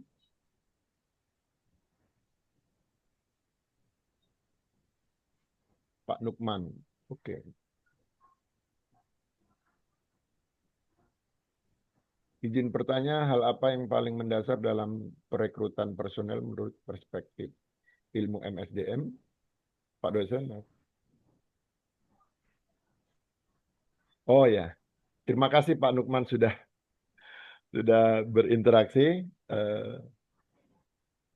chat ya. Jadi yang paling mendasar dalam hal rekrutmen ini ya. Jadi sesungguhnya kalau berbicara tentang ini ya, bicara rekrutmen itu ya berbicara tentang kebutuhan. Maka ada analisis ini ya, dimulai daripada analisis kebutuhan dulu. Ya meskipun kadangkala di suatu yayasan itu ada aspek-aspek yang sulit untuk dihindari. Misalnya ada aspek kerabatan, ya kan? Ada aspek teman dekat menitipkan SDM. Oh ini mau fresh graduate baru lulus ini coba ini kan gitu. Ya, jadi sebenarnya idealnya ya harus berdasarkan kebutuhan. Misalnya di sekolah tertentu nggak punya guru penjaskes, yang direkrut ya guru penjaskes. Atau katakanlah misalnya di sekolah tertentu belum punya guru PAI, yang direkrut ya guru PAI. Itu artinya poinnya adalah berdasarkan kebutuhan ya, berdasarkan kebutuhan. Nah, ya tentu kalau apa katakanlah ini poin satu atau poin dua, ya intinya seperti itu ya. Kalaupun Pak Nukman bertanya bagaimana pendapat pribadi saya, pendapat pribadi saya sama dengan standar pada rekrutmen Pak sumber daya manusia itu ya sesuai dengan kebutuhan itu ya. Kebutuhan dan tentu kemudian seleksinya adalah berdasarkan kompetensi. Ya meskipun di lapangan dalam praktik Pak Nukman ya, ya kita agak sulit menghindari yang seperti itu kan. Ada titipan kawan, ada titipan ini. Perlu nggak perlu misalnya ya pada akhirnya masuk di ini ya, direkrutkan kira-kira seperti itu. Ini penting ya. Jadi tapi sebagai ini ya biasanya ibu bapak tentu apakah mendapatkan tugas menjadi apa istilahnya kalau di organisasi itu sering disebut dengan HR ya, HR, Human Resource ya, Human Resource Management. HR-nya kan kira-kira seperti itu, menangani ini ya diwawancara dulu lah apa nama dilihat, diseleksi apakah misalnya ini atau dijelaskan misalnya kalaupun tidak relate dengan apa ininya dijelaskan bisa misalnya diterima tapi untuk pengembangan karirnya kan kira-kira seperti itu. Pun juga saya mengalami hal yang sama ya ketika misalnya wah kita senang kan sudah punya ijazah S2 waktu itu kan ijazah S2 itu tiket untuk ngajar kan untuk menjadi dosen gitu kira-kira seperti itu. Ya menyampaikan di ini ya disampaikan belum ada prodi yang sesuai dengan bidang keilmuan kita ya sampaikan gitu. HR ya harus bisa menyampaikan secara ini bisa dipaksakan dalam tanda kutip ya kita terima misalnya tapi nanti pengembangan karirnya juga bisa mandek gitu kan kira-kira seperti itu. Pengalaman empiris di lapangan ketika kita misalnya akreditasi apa ini ijazahnya apa ini ijazahnya oh nggak sesuai mau jago seperti apa kita ini jadi gitu Pak jadi apa itu pengalaman empiris pengalaman ini jadi kalau bisa di awal sebagai HR, sebagai Human Resource Management, bagian yang menangani itu, tentu untuk rekrutmen diprioritaskan sesuai dengan kebutuhan. Satu kebutuhan termasuk ya standar ininya. Di awal perlu dijelaskan, Pak, tapi kalau yang misalnya yang bersangkutan, udah nggak apa-apa, yang penting ada status dulu. Statusnya jadi guru misalnya. Tetapi dijelaskan di awal. Tapi kalaupun mau berkembang ya harus itu tadi. Ada nanti namanya sesi adalah pengembangan SDM ya kan. Pengembangan SDM itu ikut-ikut pelatihan gitu kan kira-kira seperti itu. Studi lanjut yang sesuai dengan bidang keilmuan yang diperlukan dan lain sebagainya. Seperti itu Pak Nukman, mudah-mudahan menjawab, dipermaklumkan. Any question? Ada yang lain? Kalau atau ada misalnya yang mau berbagi sharing nggak apa-apa. Kita ini forum kita ya. Jangan sampai saya aja yang ngomong. Silakan, ada pertanyaan yang lain?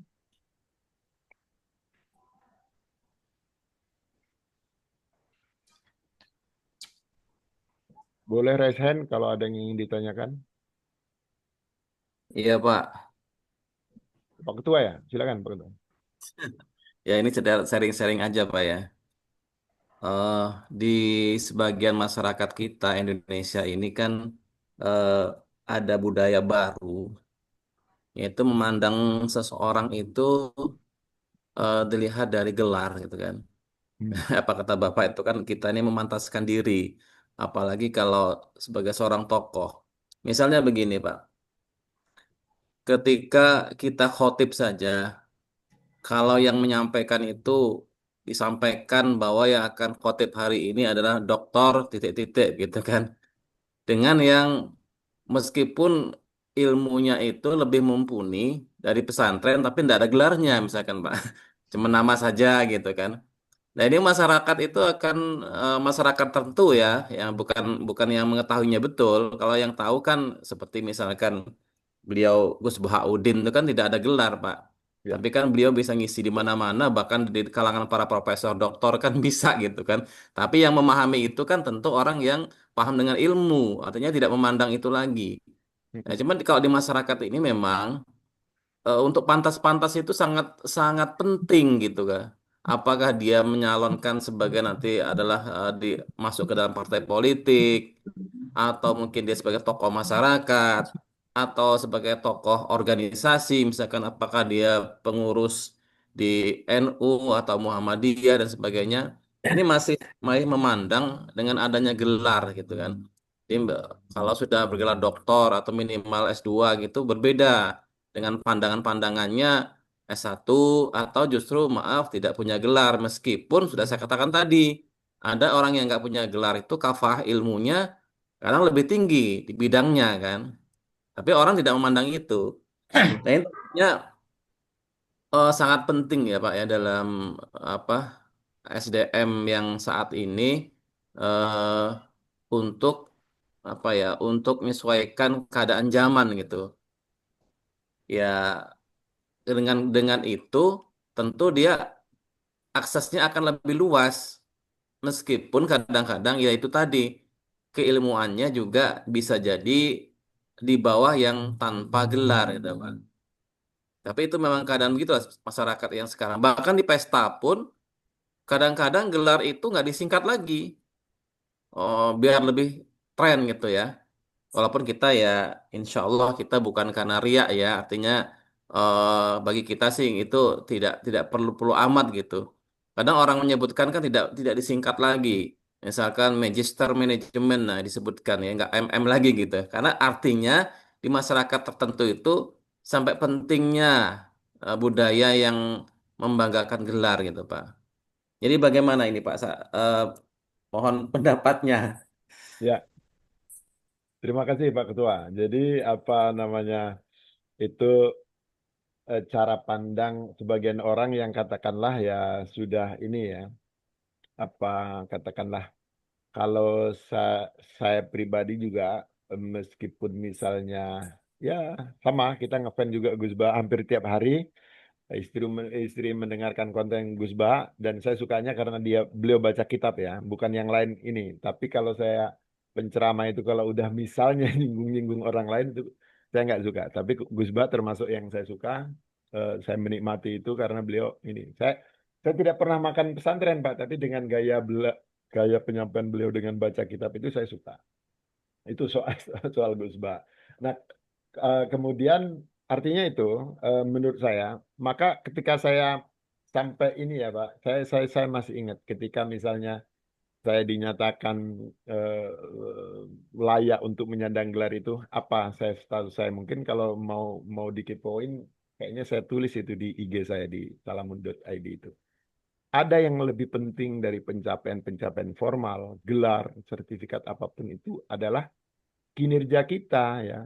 Jadi gelarnya berderet Pak, tapi rekam jejaknya nggak ada, sudah melakukan apa. Nah itu yang kemudian kita jadi nggak seru kan gitu kira-kira. Jadi kalau saya boleh bukan tidak menghargai gelar Pak, lebih baik tidak punya gelar apa-apa tapi berkinerja baik, ada sesuatu yang memberikan manfaat, impact ya.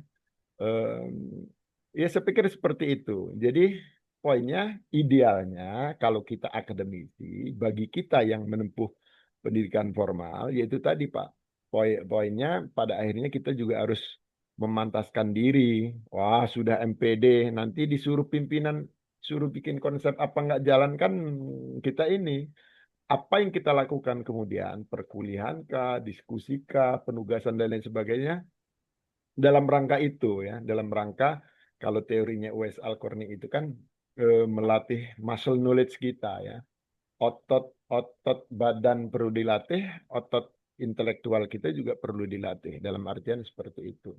Jadi kalaupun boleh memilih, lebih baik kinerjanya baik, tapi gelarnya biasa-biasa saja. Tapi bagi kita yang memang bekerja di jalur formal, Pak, pada akhirnya ya harus memataskan itu. Ya makanya termasuk gini, ketika dinobatkan ya kan dinobatkan sebagai apa apa dosen dengan kinerja terbaik nomor 2 di Lampung. Wah, saya juga agak grogi juga Pak, kan kira-kira seperti itu. Tries ya. Kalau overallnya saya paling banyak itu. Untung nggak dibuat overall gitu. Jadi Ibu Bapak kalau mau lihat kinerja dosen itu, dilihatnya dari Scholarnya, Google Scholarnya seperti apa, citasinya berapa, Sintanya itu peringkat berapa ya. Jadi ketika dinobatkan itu, nah Bu, artinya apa Pak? Pada akhirnya saya kan kalau istilah Kang Eep itu tersesat di jalan yang benar di jalur politik ya. Eh, Bagaimana kemudian bisa berkinerja yang sampai mendapatkan apresiasi misalnya ya. Jadi bukan flexing Pak. Jadi bukan flexing, ini saya sharing dengan Ibu Bapak sekalian. eh, Ya, di balik itu saya harus mengikuti pelatihan-pelatihan, apakah itu misalnya yang gratis maupun yang berbayar, supaya apa? Dalam rangka memataskan diri itu, Pak. Udah dokter, kita malu kalau misalnya nggak ditanya orang nggak bunyi, atau misalnya mana rekam jejak, sudah berapa buku yang ditulis, berapa artikel yang sudah dibuat dan sebagainya. Apa kontribusi intelektual kita kepada masyarakat luas, kan kira-kira seperti itu. Jadi begitu, Pak. Pak Ketua, Pak Benhur ya. Tapi ya, kalau saya Pak, disebut gelar bukan di tempatnya, bukan di kampus itu risih Pak. Risih. Saya pribadi gitu. Saya sudah sampai itu hanya merupakan kegelisahan ya.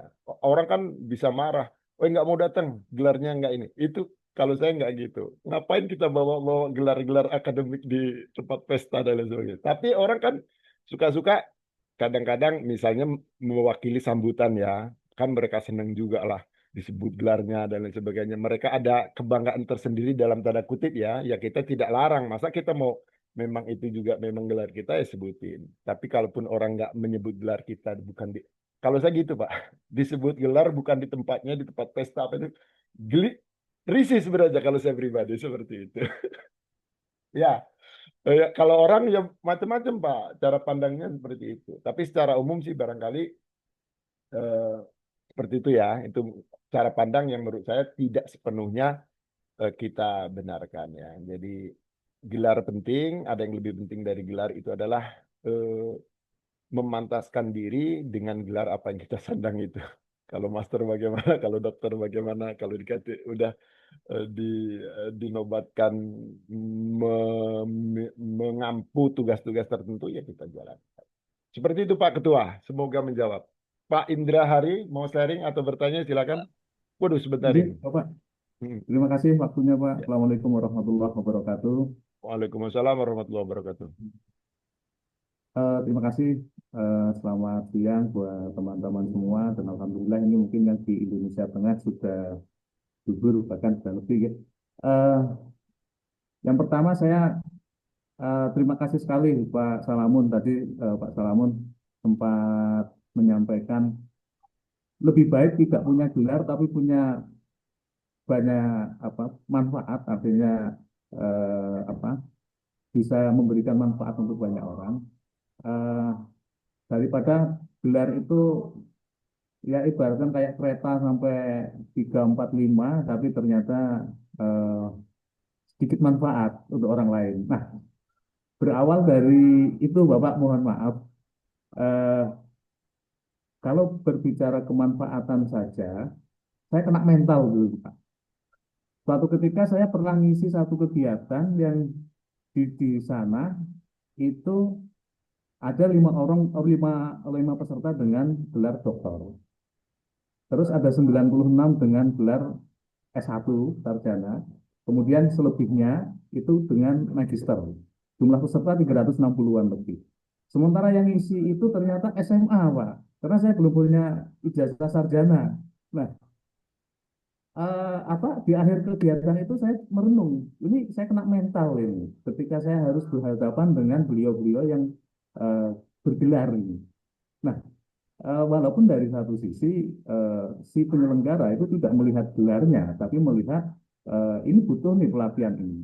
Pada waktu itu saya hanya pelatihan sederhana sih Pak, bagaimana mengubah karya ilmiah itu menjadi sebuah buku.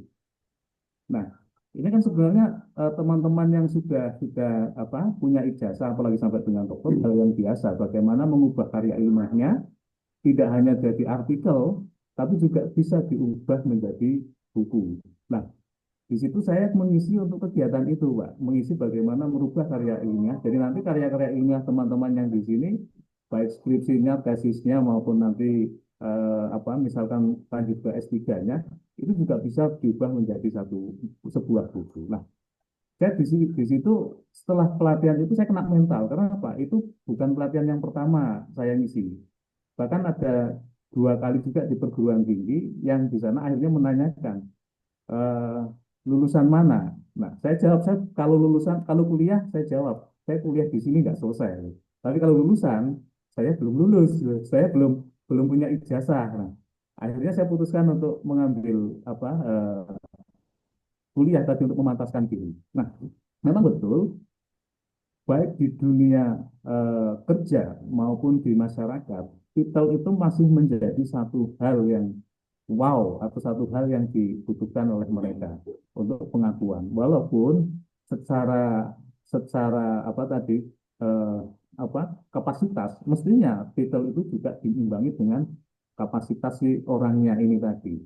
Nah, yang ini yang jarang terjadi justru orang memperbanyak titelnya tapi kapasitasnya tidak naik-naik. Nah, ini yang menjadikan kadang saya juga berpikir itu. Dan barangkali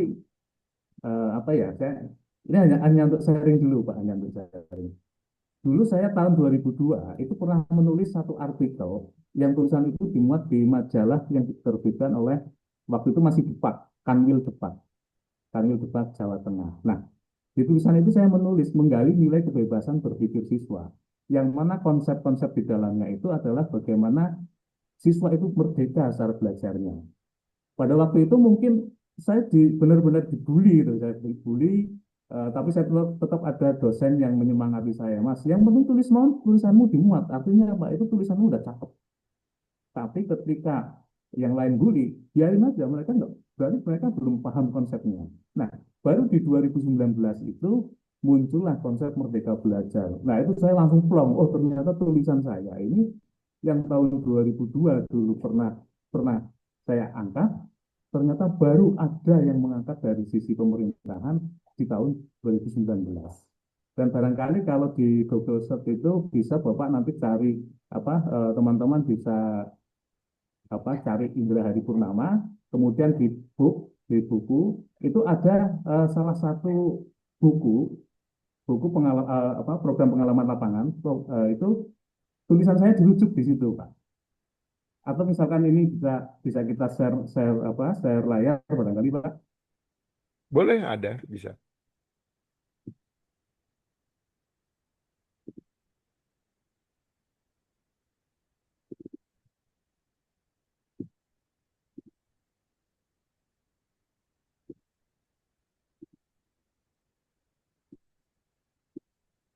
Apakah sudah nampak, Pak?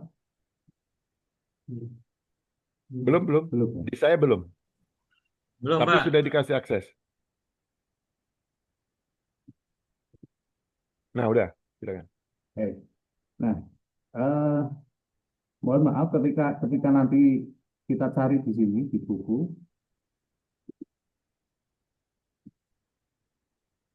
ini buku di tahun 2020 dulu, satu-satunya yang bukan dosen itu saya, Pak, di buku ini, Pak.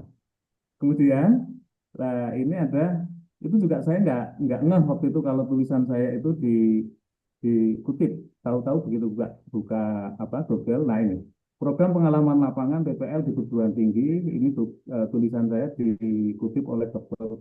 Dwi Hadi, MA, nah ini tulisan di tahun 2002 ini menggali nilai kebebasan berpikir siswa, Perindang, Departemen Agama, nomor 9 tahun April. Nah, ini tulisan yang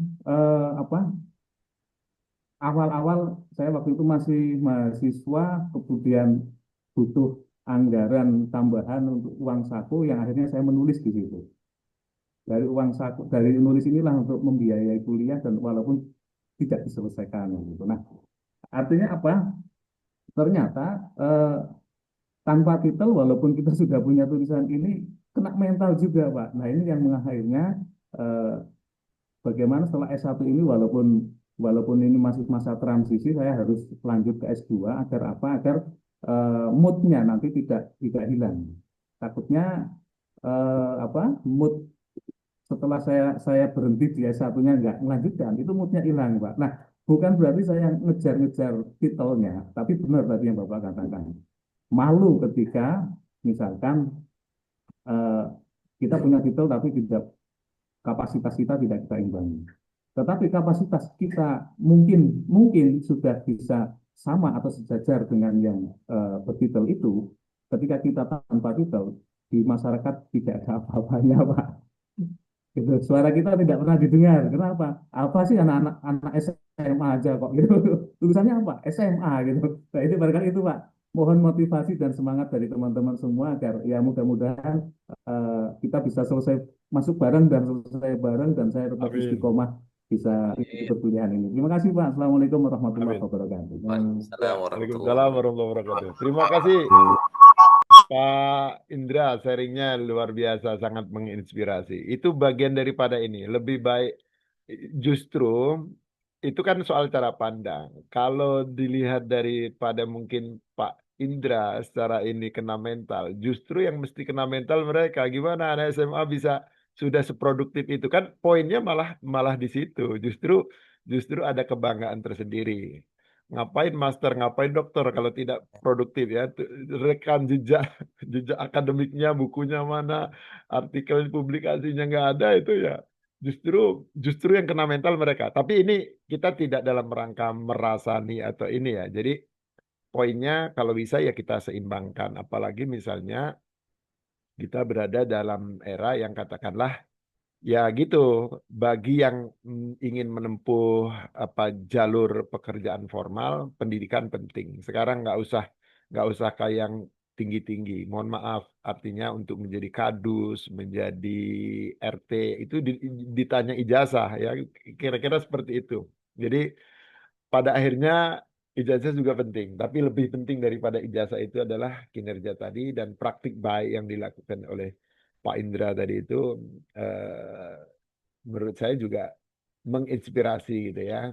Semangat terus ini ya apa namanya, mudah-mudahan itu bagian daripada doa yang dipanjatkan ihdinas siratal mustaqim udah ketemu di Speed Pring Sewu dengan biaya yang terjangkau ya, dengan mohon maaf ya Ibu Bapak ya mungkin yang lain ya, kami dengan akreditasasi baik sekali sebenarnya tidak perlu seobral itu ya, tapi komitmen kami supaya semua itu bisa menempuh pendidikan yang berkualitas sih seperti itu. Karena untuk di S2 ini 85% itu udah tersertifikasi Pak. Jadi artinya insya Allah urusan Prio-nya udah selesai. Jadi kalaupun Ibu Bapak dapat keberkahan beasiswa itu Alhamdulillah bagian yang disyukuri, prodinya baik sekali gitu ya. Kita ya itu dah. Kalau bukan berarti kalau bebek kon nggak silam nggak gitu. Tapi itulah bagian daripada keunggulan ini. Insya Allah Ibu Bapak, Pak Indra juga udah on the track di jalur yang benar. Insya Allah kita nikmatin proses ini. Nanti mudah-mudahan apa yang sudah dilakukan praktik baik itu juga bisa di ATM oleh teman-teman yang lain. Amati, tiru, modifikasi, disesuaikan seperti itu. Ini ada pertanyaan Pak Ansori, sebenarnya saya sih menangkap dari ini, kalaupun mau disampaikan, ini bagian dari yang tadi atau ada yang baru? Bagaimana manajemen SDM dapat menciptakan budaya kerja yang sehat, etis, produktif di tengah tekanan target birokrasi? Ya tentu supaya kita standarkan ya, ada pengembangan kompetensi itu nanti akan ada diskusinya juga. Bagaimana juga kemudian apa katakanlah keterbatasan itu ya dalam tanda kutip ya sekarang dengan regulasi yang terus berkembang, bayangin kalau ibu bapak mengajar ya kurikulum yang ini belum selesai masih tengah jalan udah ada kurikulum yang baru harus adaptasi semuanya ya, semuanya itu dengan konsepnya adalah pengembangan SDM, pengembangan sumber daya manusia. Tentu harus diimbangi seperti itu. Semoga menjawab Pak Ansori. Kalau ada ingin yang disampaikan secara singkat, karena saya masih ada yang perlu saya sampaikan sedikit lagi. Begitu Pak Ansori ya, artinya ada mungkin suaranya seperti apa, banyak angin di rumah Pak Ansori ya. Kalau saya pakai jaket di sini dingin Pak, banyak angin juga di sini. Cuman karena saya di ruangan nggak terbaca oleh mikrofon. Begitu ya Pak Ansori ya, semoga menjawab. Yang saya izin lanjut dulu. Jadi Ibu Bapak Pak Ketua, saya mau bagikan dulu ya ini ya. Saya bagikan layar. Pak Ketua bertanya bagaimana apa tentang pembagian kelompok ini saya ini ya. Jadi saya mengumumkan lagi ya. Ini nanti akan waduh. Ini lowbat ya, lowbat. Mati lampu dan HP saya ini nggak apa namanya. Oh, alhamdulillah hidup lagi.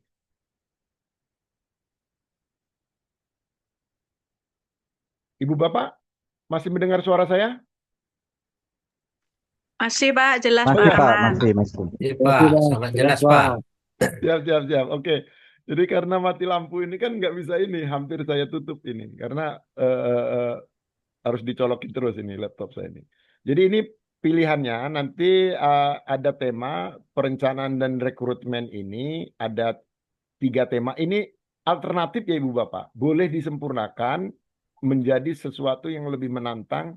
Konteksnya dengan studi kasus di tempat Ibu Bapak, orientasi sumber daya manusia, pemberdayaan, kompensasi, pengelolaan konflik, pengembangan SDM, kemudian evaluasi kinerja, termasuk ada IKU yang kemarin apa KPI ya, kayak apa performan apa indeks itu IKU kalau dalam bahasa ininya, indeks kinerja utama itu yang kemarin Bu Susi apa Bu Santi yang menanyakan itu, barangkali konteksnya di bagian ini atau nanti silakan disesuaikan.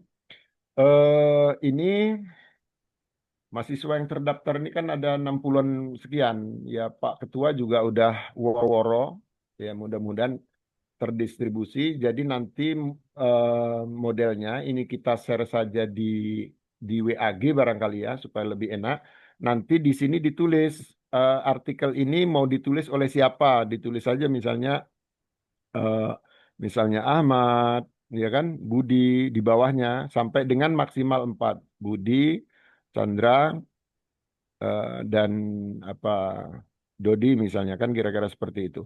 Nanti modelnya seperti itu. Nanti juga seperti ini kita bagikan di mungkin percakapan WAG sampai dengan lengkap sampai semua ini. Pak, boleh nggak saya menulis hanya 1-2 orang? Boleh, silakan. Eh, Kemarin saya menyampaikan kabar baik ini bagi ibu bapak yang akan menulis artikel kemudian dipublish di Minimalia Sinta 5 atau 6, silakan, boleh tidak ikut kuliah. Ya, kuliah MK saya ya tentu MK saya. Ya tentu dalam dalam ini ya nanti tergantung konteksnya apa selain SDM, apakah misalnya dikaitkan dengan kajian Quran hadis atau dikaitkan dengan apa disiplin keilmuan yang mana, nanti juga akan kita berikan ini apa namanya ya supaya kita membangun tradisi ilmiah itu jangan dalam tanda kutip dosen nitip nama aja, nggak boleh seperti itu, harus melakukan pembimbingan diskusi secara intens juga seperti itu ya. Jadi nanti silakan boleh ini kalau yang mau dipublish atau boleh disempurnakan. Pak, saya mau menulis tentang ini. Atau misalnya tidak harus seperti ini. Nanti silakan dilengkapi, disempurnakan, ya, apa disesuaikan dengan kebutuhan ibu bapak seperti itu. Ini lokusnya ada madrasah, ada pondok pesantren, ada juga sekolah misalnya seperti itu, disesuaikan saja. Ibu bapak bisa diganti dengan kalaupun misalnya konteksnya apa kegiatan yayasan ya silakan disesuaikan saja dengan misalnya yayasan. Jadi total ada 21 tema, berarti memang maksimal 4 ya, boleh 2, boleh 3. Nanti dilihat aja apakah semua topik ini terambil atau terisi dan lain sebagainya. Monggo silakan ibu bapak ini. Ini saya bagikan berarti saya bagikan di apa? Di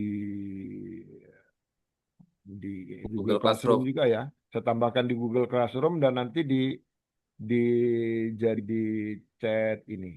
Saya udah masuk WAG MSDM ya, Ibu Bapak ya.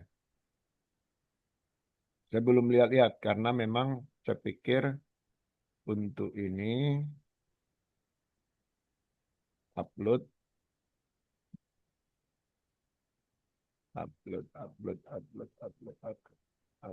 di tema.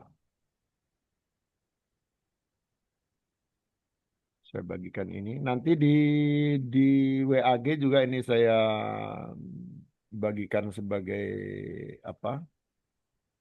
Sebagai ini. Oh, saya udah share screen-nya udah selesai ya. Nggak baca ya. Oke, saya tambahkan ya. Saya tambahkan di Google Classroom. Ini tadi yang saya sampaikan, saya tambahkan link di Google Classroom. Catatan kritis saya tentang apa RUU perubahan Sisdiknas. Saya simpan. Oke.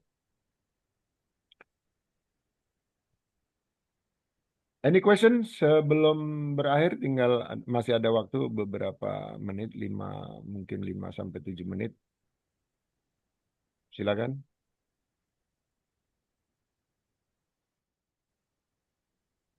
Masih ada pertanyaan Ibu Bapak? Ya, siapa Untuk ini? tugasnya itu apa agak lebih baik? Saya Pak. Ya, oh Pak Ketua, oh silakan. Untuk tugasnya itu apa lebih baik Bapak yang menentukan aja, misalkan nama-nama kami sudah diplot di situ, artinya kami tinggal mengerjakan. Ini saya Takutnya coba kalau milih nanti tembur-temburan, Pak. enggak. Jadi kalau yang sudah 4 harus nulis di tempat lain. Maksudnya gini Pak, jangan sampai bisa Pak kawin paksa bisa. Saya percaya dengan ibu bapak ya. Ketika dikasih tugas itu, insya Allah pasti ini. Tapi saya akan lebih senang kalau itu misalnya saya ingin ini bagian daripada latihan untuk menulis tugas akhir yang gue banget. Jangan sampai saya memberikan tugas itu, wah saya nggak banget lah tema ini gitu. Kita coba, saya bagikan di WAG, nanti ibu bapak ngelis nama masing-masing di bawah topik. Nanti dicari topik yang paling bersesuaian. Kalaupun ada topik maafnya ngomong ada yang tidak laku, boleh. Nggak usah diisi Pak di bawah itu gitu. Oh, ya. Ya, mudah-mudahan bisa dipahami ya ibu bapak ya. Saya bisa aja misalnya Ya Pak. saya tulis alfabetis kayak gitu kan nanti kawin paksa. Saya ingin begini, karena itu saya berharap ini adalah latihan untuk membuat tugas akhir. Saya ingin misalnya kemarin kalau nggak salah Bu Desi apa Bu siapa yang kemarin ini ya, misalnya menulis tentang apa KPI seperti itu ya, misalnya kalau dalam bahasa ini indeks apa kinerja utama misalnya kalau dalam ini. Silakan maksud saya ibu bapak nulis sesuai yang ini ibu bapak banget gitu loh. Ibu bapak banget nanti ini saya bagikan teksnya ini sehingga ibu bapak bisa menuliskan nama ibu bapak di bawah topik-topik ini ya. Jadi secara bergantian saja di kopas di WA-nya itu supaya nanti bisa ngelis ya. Cocok ya ibu bapak ya. Saya nggak mau tulis-tulis alfabetis. Saya yakin lah ibu bapak bisa kerjakan itu. Tapi maksud saya nanti supaya lebih ada ruhnya gitu loh dari yang ibu bapak tulis. Dan jika pengerjaannya selesai lebih cepat, nanti bisa sharing disampaikan untuk pertemuan-pertemuan perkuliahan kita. Cocok ya ibu bapak ya Pak Ketua ya. Aman ya? Siap, Pak. Ya Pak, siap Pak. Ya, oke. Saya bagikan di ini. Pak, Ya, ya, mohon maaf Pak, izin bertanya. ya, Untuk artikel ini, apakah ada maksimalnya sebelum UTS atau seperti apa ya Pak ya? ya. Sebenarnya ini saya buat ini sebenarnya luaran untuk kuliah kita, Ibu Bapak ya. Sebenarnya OBE ini outcome based education ini kan basisnya luaran ya. Tidak harus artikel sebenarnya. Ada project, ada apa gitu. Tapi untuk MK ini artikel ini. Jadi sebenarnya ini tagihan untuk UAS, Ibu Bapak. Akan tetapi eh, jika misalnya Ibu Bapak bersepakat dan bisa dikerjakan, selesai sebelum misalnya sudah ada yang mengumpulkan 2 pekan ke depan sudah ada yang jadi, boleh di-sharing. Artinya dibedah, direview oleh teman-teman sekalian. Disampaikan untuk menjadi kajian topik. Saya tidak kaku misalnya ini harus jadi sebenarnya. Saya lebih memberikan ruang fleksibilitas untuk ibu bapak ya seperti itu. Sebenarnya ini tagihan daripada luaran mata kuliah ini eh, eh, tagihan UAS sebenarnya ini ibu bapak. Tapi saya sampaikan di awal supaya ibu bapak lebih ini. Oke, Pak Benur. Saya share di sini ya. Begitu ya Bu Desi, bisa ditangkap ya. Artinya Siap. Normalnya kalau bisa 2 pekan ke depan sudah ada yang jadi, terutama topik yang berhubungan dengan topik yang akan kita bahas. Tapi lagi-lagi Serajam. itu bukan merupakan kewajiban, tapi sifatnya opsional. Opsional itu pilihan ya Ibu Bapak. Seperti Jadi yang apakah farmasi? ya Bu Desi ya, begitu ya. Ya, bagaimana? Iya, Pak. Kemudian ini kan, mohon maaf sebelumnya Pak, ini kan kalau seandainya kita sudah mengerjakan artikel terbit di Sinta, minimal Sinta 5 ya Pak ya. Setelah itu, karena mata kuliah Bapak ini benturan dengan pekerjaan saya gitu Pak. Jadi Ya. boleh tidak masuk kuliah ya Pak ya, kalau informasi yang saya dengar kemarin. Ya, boleh. Begitu, itu maksudnya begitu Bu Desi. Jadi kalaupun mau menyimak rekamannya sebagai apa untuk menambah misalnya sharing-sharing teman-teman bermanfaat atau seperti apa, Boleh Bu, kami sengaja memberikan itu sebagai challenge dan apresiasi daripada apa yang sudah Ibu Bapak lakukan, sebagaimana juga kami sampaikan eh, ke staf-staf ketika akan mendaftar di sini gitu ya. Jadi sifatnya tidak wajib lagi. Di Australia Ibu Bapak nggak ada ngisi-ngisi absen itu. Jadi kuliah ini berdasarkan kebutuhan aja. Betul-betul mau dapat ilmu kan kira-kira seperti itu. Ya, jadi di kita di Indonesia mazhabnya masih menggunakan absen. Jadi tapi gini juga bagi yang sudah publish ya nanti saya isi full absennya kan kira-kira seperti itu. Tapi bagi yang tidak mengambil challenge itu ya nanti di sistem kami kan ada ininya Pak, tinggal masukkan hadir berapa kali, nilai apanya berapa kali kan. By system tinggal putus. Begitu ya, Bu jawab. Di sini sudah azan? Bapak, satu lagi boleh Pak? Ya singkat ya, tapi karena di sini udah azan ini. Silakan. Mohon maaf Pak. Untuk judul, apakah kita harus sesuai dengan tema? Karena mungkin untuk di awal saya ingin observasi awal terlebih dahulu untuk menentukan kira-kira apa yang bisa saya angkat sesuai dengan di lokasi saya sini Pak. Atau harus sesuai dengan tema yang sudah Bapak berikan itu judulnya. Ambil kata kuncinya Bu, ambil kata kunci dari topik-topik kita itu, disesuaikan. Ya. Oh iya. Boleh ya? kuantitatif? Boleh, kuanti boleh, kuali boleh. Soalnya saya lihat judulnya tadi kualitatif semua hampir. Boleh disesuaikan. Ini ancer-ancer kira-kira seperti itu. Boleh kuanti, boleh kuali. Ya, selanjutnya saya konsultasi via WA boleh Pak? Boleh, untuk boleh. terkait judulnya. Ya, silakan. Baik. Itu saja Pak. Ya, kalau mau ditulis berdua boleh diajukan saja. Sendiri boleh, berdua boleh. Kalau ada teman kolaborasi yang kira-kira ini silakan. Baik Pak. Cukup ya Ibu Bapak? Udah Pak, cukup Pak. Udah zuhur. Ya, sudah zuhur. Kita akhiri bersama dengan hamdalah sesi kuliah kita hari ini. Alhamdulillahirrabbilalamin. Alhamdulillahirrabbilalamin. Wassalamualaikum warahmatullahi wabarakatuh. Waalaikumsalam warahmatullahi wabarakatuh. Ya. Kita lanjut di WAG diskusinya. Siapa? Oke, Pak. Ya. Ya, Kalau Pak. ada obrolan lagi silakan dilanjutkan. Saya izin live ya, Ibu Bapak Ketua. Sama-sama Pak. Pak.